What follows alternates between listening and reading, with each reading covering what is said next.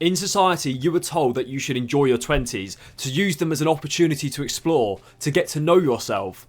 But what society fails to tell you is how to do this properly. Yes, your 20s should be used for exploration. However, what we are sold is the notion of enjoying things when you're young, which consists of going out and getting drunk, getting laid, staying up late doing stupid going on holidays that don't improve your life, go travelling with no real plan, and living with the notion that we don't need to think about the future because magically things all work out. Let me tell you something that society doesn't tell you. Things don't magically turn out all okay. As a guy watching this, you have hopes and ambitions for the future, and you know you're going to do well, but you just don't know how yet. But sometimes you do worry about the future, however. You have this subtle worry and anxiety that catches you in moments where you are alone. And sometimes you reminisce about the past and the way things were. And you have this slight longing.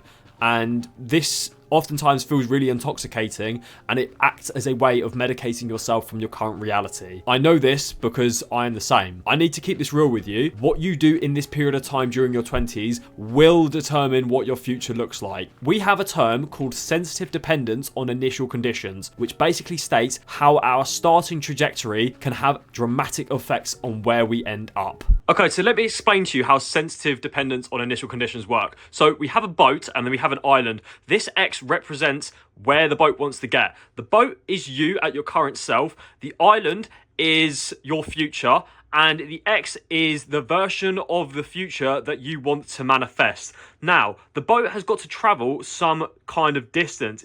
And what we can analyze as distance is time in our case. So time is the distance that the boat has to travel to be able to get to the destination that we want. Remember, the destination is where we want to be in the future. Now, the problem we have in this case is because of where the boat is starting and where it wants to end up, the coordinates and the basically angle it's traveling at has to be very, very specific, because if it's not, what can happen is this. So say it needs to get to that, but it's just slightly off course.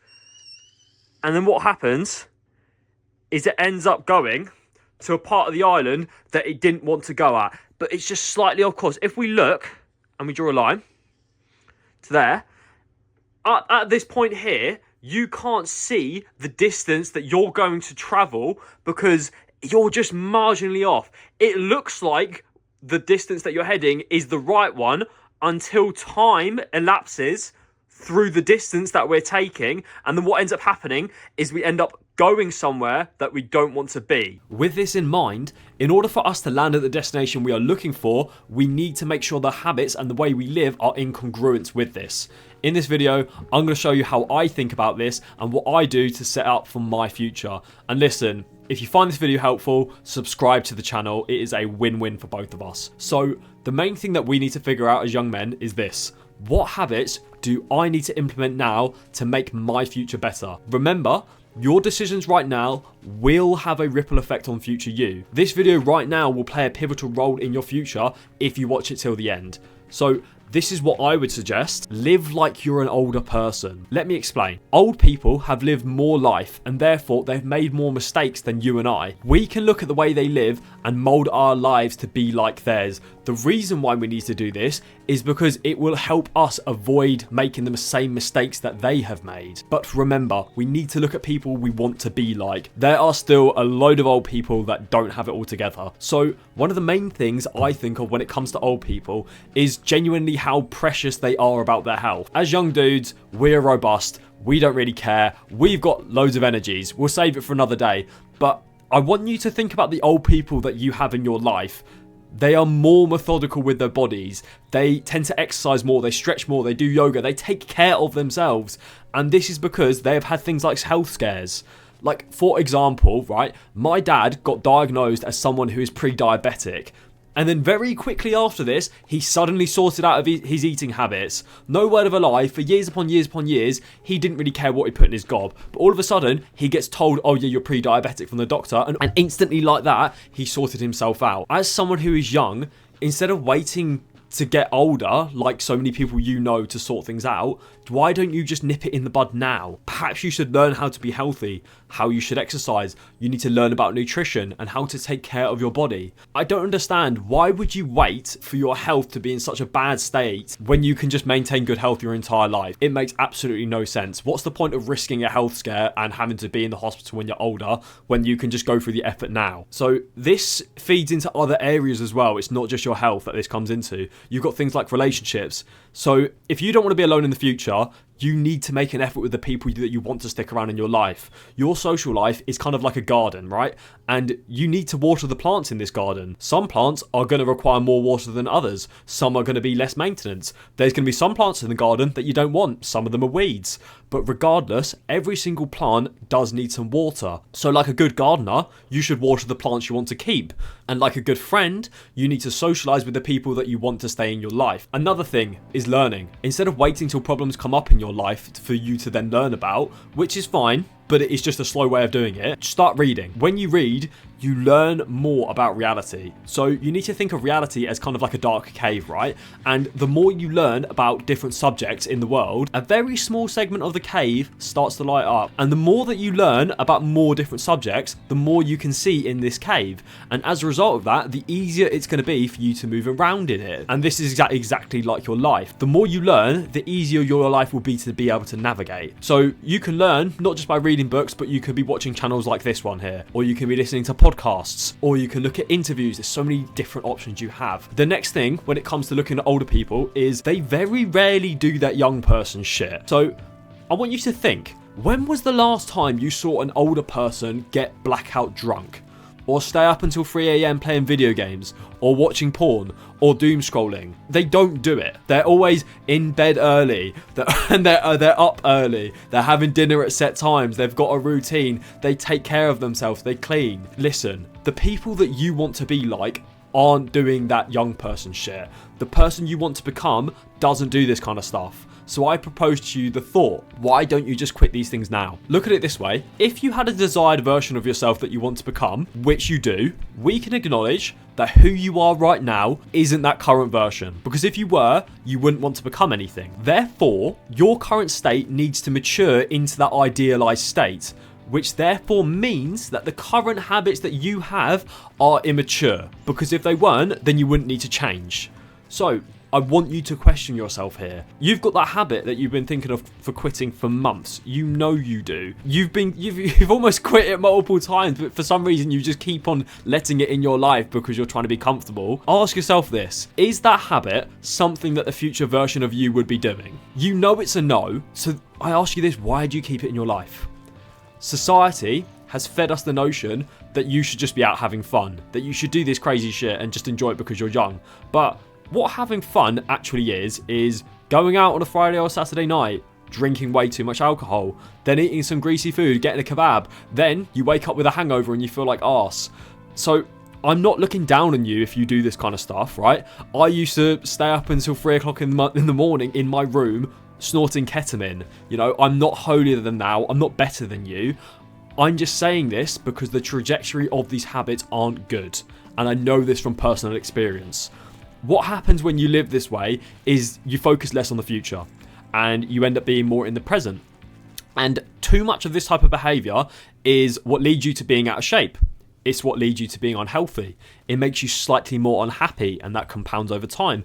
And this leads you with less direction in your life. This way of living is a bad trajectory. So the same goes if all you do is play video games, all you do is smoke weed, or if you just sit there and doom scroll all day. When you do this stuff, you're not actually doing anything that's going to make a change to your life. These things paint the illusion that you're making progress, but what they do is they just keep you in the same place. So what I'm getting at here is instant gratification. We're told that 90% of what you should do in your 20s is instant gratification. But they've packaged it up nicely as living in the moment and enjoying yourself. Just like, yeah, man, I'm going to live whilst I'm young. Like, I'm just going to make all these decisions. It's stupid. What you're being told is actually deception. And this kind of behaviour is what stops you from achieving a better life and the life that you dream of. Instant gratification is the pursuit of immediate pleasure at the expense of no future benefit or making your life worse in the long term. All of this at the gain of feeling good in the moment. Now, I don't know about you, but that is not a good trade-off if you ask me. This behavior sets us on a really bad trajectory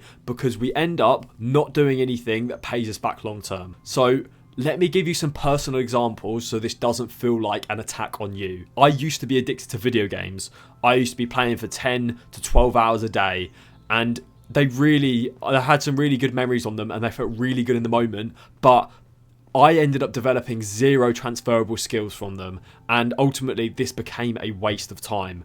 I used to smoke a lot of weed. I used to use it to calm me down. I was under the illusion that it calmed me down and it helped me sleep and it just made me a more relaxed person. But then what happened is that I became too relaxed. So then as the years progressed, I ended up becoming very unambitious and very lazy. I couldn't improve myself, and as a result I stayed the same for so long. I used to stay up late watching videos similar to what you're doing right now, and it feels good in the moment, it's relaxing, you don't want to go to bed yet, but over time what this did was lowered my sleep quality, which then made my life quality worse, because poor sleep impacts your decision making capabilities, which means you're going to choose instant gratification more often than not. As someone who is young, you just need to be mindful of the things that you do in the present moment, because if you chase too much pleasure now, you will end up in the same place down the line.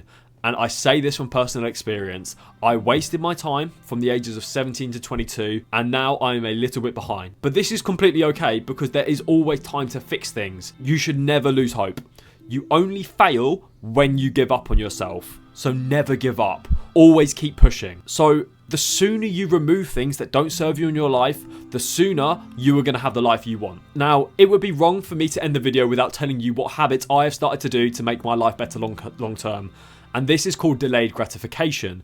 Basically, this is where we put in effort in the present moment, but we get no immediate reward. Oftentimes, these kind of activities, they're a little bit painful. They require a lot of energy from us, and they're kind of boring, right? But what happens as we keep putting effort in over time into these things, that reward starts to compound, and then in years down the line, we then see the benefit of the effort that we put in the moment. So here are a few things that I wish I started doing sooner. Firstly is posting online. There's such a benefit to building an audience, especially if you have something to talk about. What I want to personally do with this YouTube channel is to be able to leverage the audience that I have and the people and the community and the people I have closeness with to basically be able to start an online business and to be able to serve people through that means. Posting online is such a benefit because there's so much greatness that can be contributed to society with doing something like this. Next, we've got reading non-fiction books. Like I've explained previously, the more you understand about reality, the better your decision making is going to be, and the easier it's going to be for you to be able to navigate scenarios. Learn about so many different things. The more non-fiction you know, the better your arsenal is going to be going into real life.